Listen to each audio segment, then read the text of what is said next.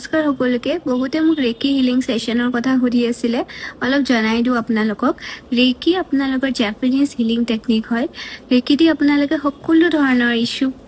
সকলো ধৰণৰ problem solve কৰিব পাৰে মানি ৰিলেটেড ইস্যু হওক হেলথ ৰিলেটেড ইস্যু হওক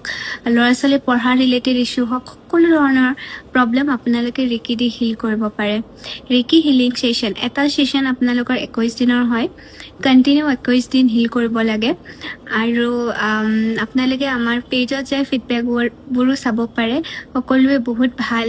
ফলাফল লাভ কৰিছে হিলিং লৈ পিনে বহুতো প্ৰবলেম সলভ হৈছে এবাৰ চাব